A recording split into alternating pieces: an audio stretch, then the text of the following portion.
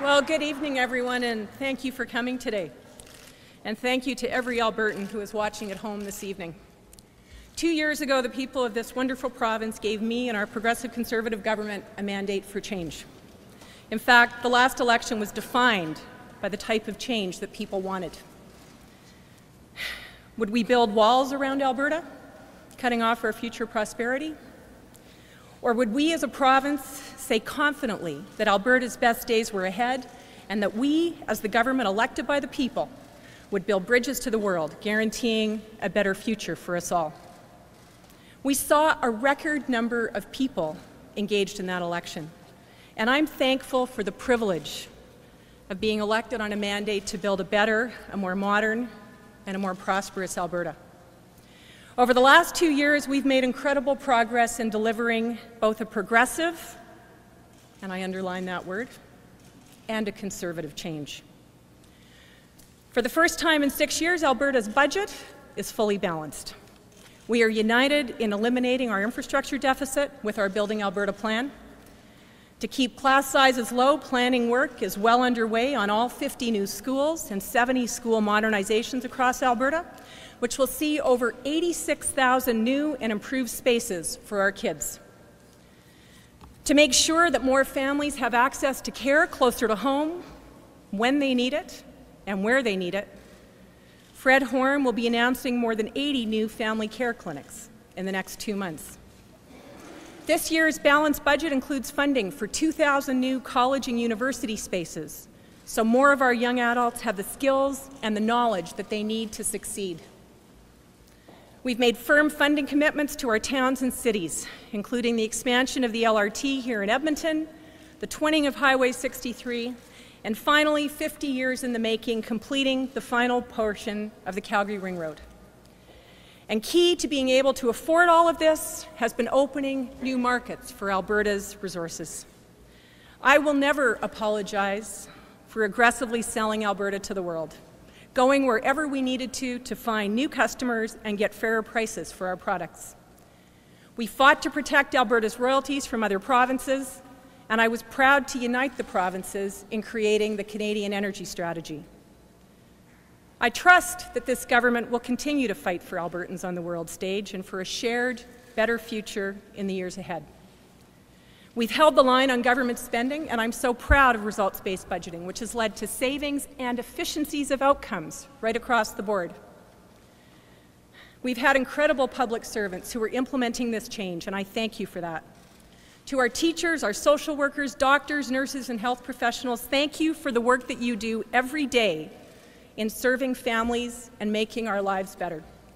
To small businesses, workers, mums, dads, thank you for driving Alberta's economic and social future, because together we are building a strong Alberta, and it's working. This year we'll lead Canada in job and wage growth while paying the lowest taxes.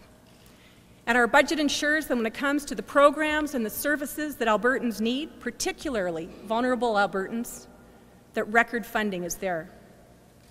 There is no doubt that there is much more to do.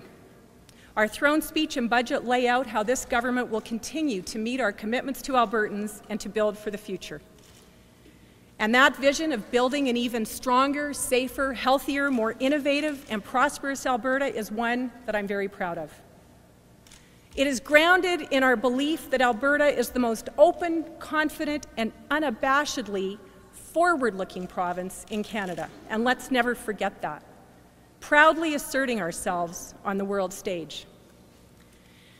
But it's a vision and a plan that requires all of us who are privileged to sit in government to stay focused on delivering.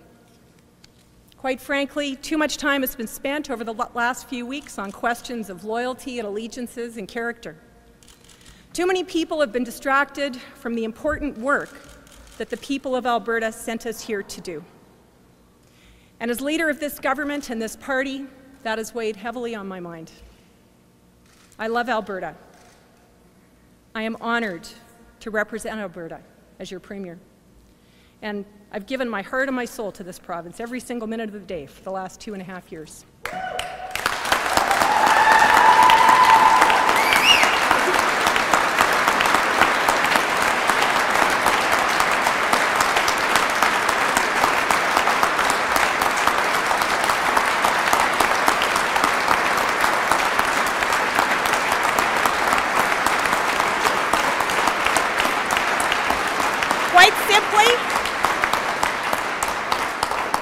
Quite simply, I am not prepared to allow party and caucus infighting to get in the way of building a better future for our province and for all Albertans. And that is why I am announcing today that with a profound optimism for Alberta's future, I am resigning as Premier of Alberta, effective this Sunday evening. I want to thank my wonderful constituents. Thank you. Thank you. Thank you. Before you leave, I want to take this opportunity to thank the constituents of Calgary-Elbow who elected me in 2008. To my volunteers who have been part of this incredible journey. Your support, your warmth, and your passion for Alberta has been one of the things that has inspired me from day one. Most importantly, to the people of Alberta, thank you for giving me the incredible opportunity to serve in the greatest job in this province. On election night 2 years ago, I pledged that we would govern with unity and build prosperity. Well, at least we got the prosperity part right. The PC caucus and party will have a decision to make in the weeks ahead. I'm looking forward to spending time with Glenn and Sarah. I wish them every success. My family is the most important thing in the world to me. They have been a rock through all of this, and no words can thank them for what they mean to me. Thank you. Good night.